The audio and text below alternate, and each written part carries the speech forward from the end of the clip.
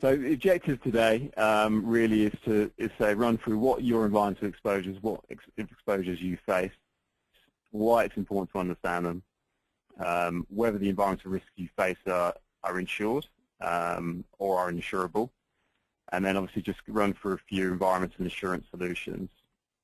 As I was saying before, which you may not have picked up, so we're seeing growing awareness and concern in this area. There's now a broader range of environmental liabilities that you face, and these are affecting a wider range of businesses. So it's no longer just hazard to large businesses. All sides of the businesses need to be aware of the exposures that they face. So the objective, as I say, is to run through, so what exposures you face, and then finally finish off with a few environmental solutions. I'll try and keep it light on the sales pitch here. Now, clearly one of the main reasons that environmental and understanding your environmental exposures is a growth area is because of the significant increase in the amount of legislation at the regulated disposal.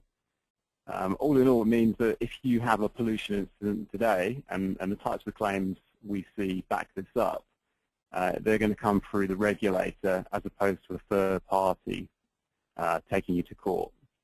So if an oil tank leaks on your site and affects a neighbour's property, clearly you'll have a third-party liability.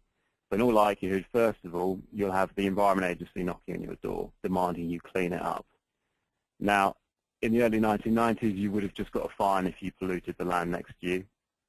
Today, it's quite open-ended in terms of the costs and the time frame for dealing with cleanup that you face. Today, you'd face a fine, but you also have to pay for the cost of containing that spill, say, for cleaning up the contamination, and then the medium to long-term restoration and compensation costs, which, as I say, can be quite open-ended. Now, there was a recent study which looked at legislation today compared to legislation in the 1990s, and it applied the same case studies.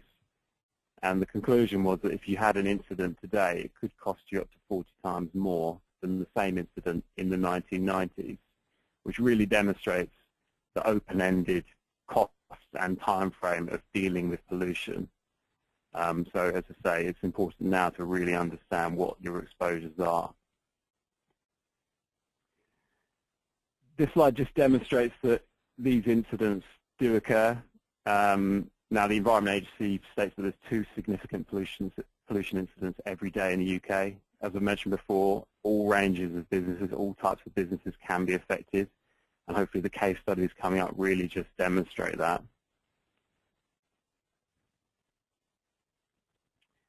One of the key items of those headlines is that often all you see is the fine.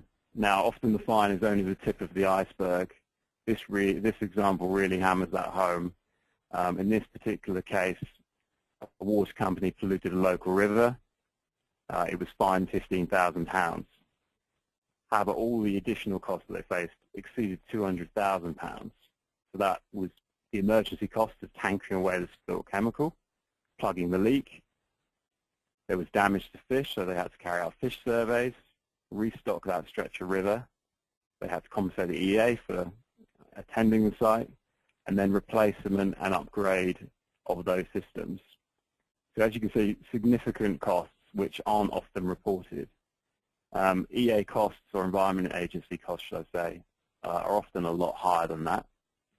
Probably all familiar with the Bartline case, where the EA imposed costs on Bartline of several £100,000 because the EA had to get to the site and prevent serious environmental damage from a fire. And then it also asked Bartline to carry out further monitoring, further investigations, again at a cost of several £100,000.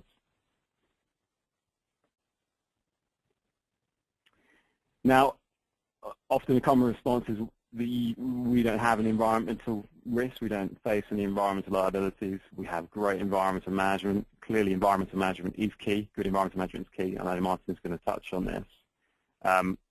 Environmental management, though, is only part of it. You know, a lot of incidents, almost half of incidents, according to EA, result from equipment or control failures or human error. 1 in 10 result from fire, and clearly fires can have widespread and significant environmental damage and pollution impacts. Many incidents also occur through malicious damage or illegal abandonment of waste on your site. So even though it's not your responsibility, you would still be liable for cleaning that up. And we've seen a number of cases in the past where that's occurred. There's also a case coming up where a natural peril resulted in a pollution incident. Clearly, you can have the best environmental management systems in the world, but these incidents can and do occur.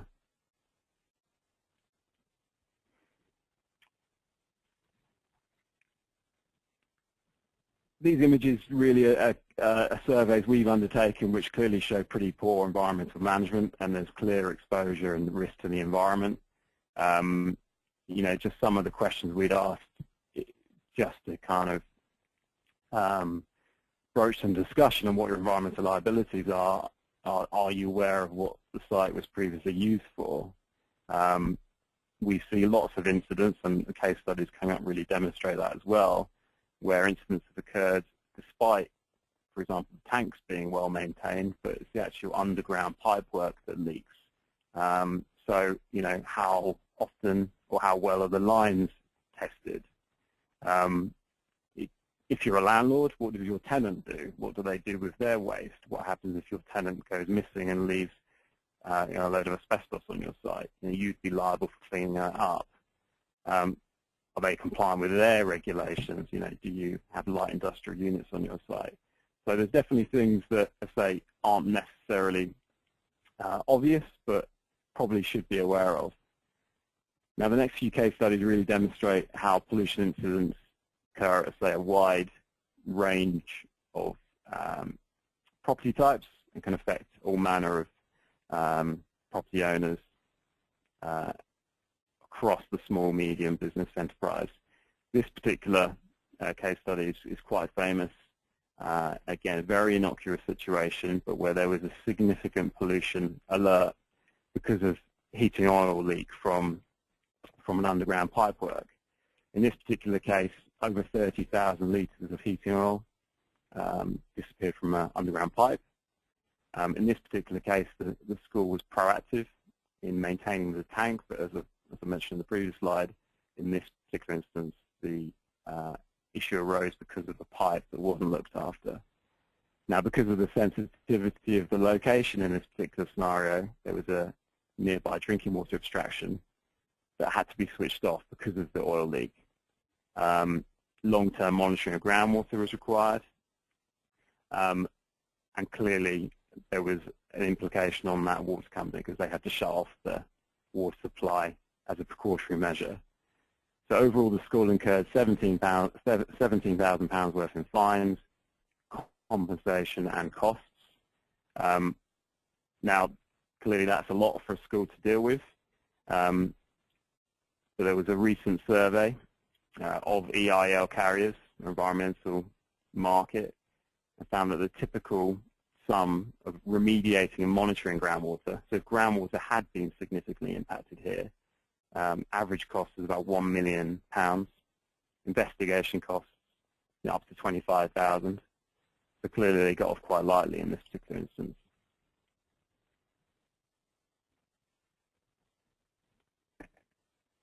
Another innocuous site, this one a village hall. In this particular instance, during a storm, a tree fell on a heating oil tank, fracturing the outlet tap. Several thousand litres of oil escaped into the ground. Again, very similar to the previous example, where you've got a very sensitive location and implications on drinking water abstractions. Also, a site of special scientific interest was located nearby. At the time that this case study was produced, total liability was undetermined, again, which demonstrates the long-term investigation and monitoring that these incidents do cause. It was estimated that that property owner would incur a total liability of £500,000. The document referenced at the bottom, if you are interested in learning more, is an IUA document, which runs through a number of case studies. It talks about other potential liabilities that could have arisen from this kind of event. For example, if if that contamination had reached the groundwater and impacted that triple SI, then there could have been a criminal prosecution, and that could have cost the owner another $50,000, for example. So that document really just goes through other potential loss scenarios and implications on your client. So very useful.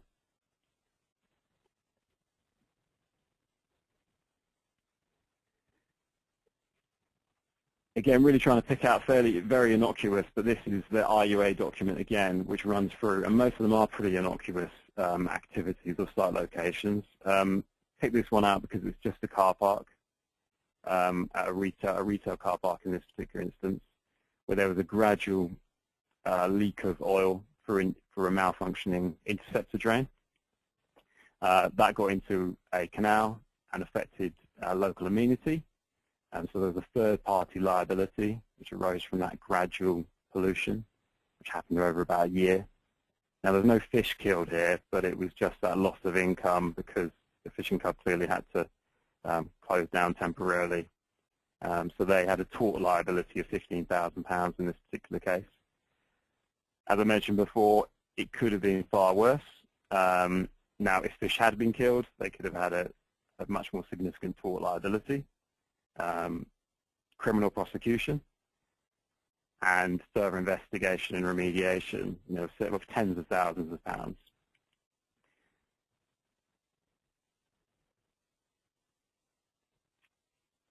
This case study is an interesting one because it's real estate.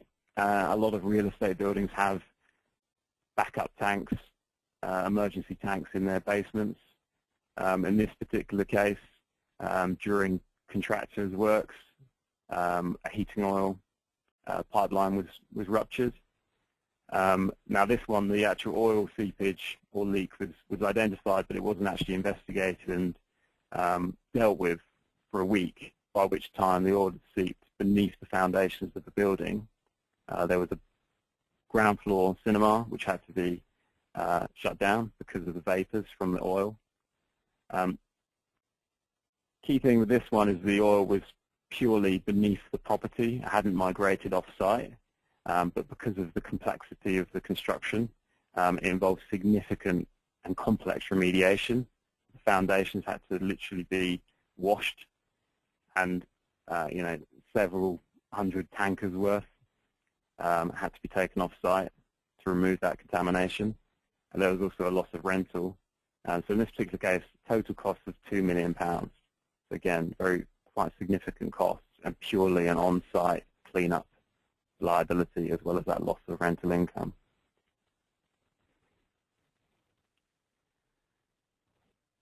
This really is the worst case. We pulled this one out because it is so significant. This is in Holland. Again, you may be familiar with this one already. It's a fire, which is, as we know, has widespread impacts and clearly can have widespread impacts on the environment. In this particular example, the company was packing and filling hazardous chemical containers. Fire destroyed the facility. You can see the image that it destroyed adjacent buildings as well. It was right next to canals and watercourses, so it caused significant widespread contamination to water and contamination to soil. And total costs of environmental remediation were in excess of 60 million euros. So obviously exceptionally expensive, but really just demonstrates, I think a lot of these cases demonstrate that often the sensitivity of a location can be quite key. And clearly if you are next to water or above a sensitive aquifer where, for example, there could be groundwater abstractions and drinking water abstractions, then clearly the cost of trying to deal with that cleanup, if you cause an incident, can be huge. So this one, that's just the environmental remediation. Clearly there would have also been third-party liabilities from the canals, the water port authority, and this one, there was only limited cost recovery due to bankruptcy, which you can imagine given the magnitude of those costs. So that's really the worst case.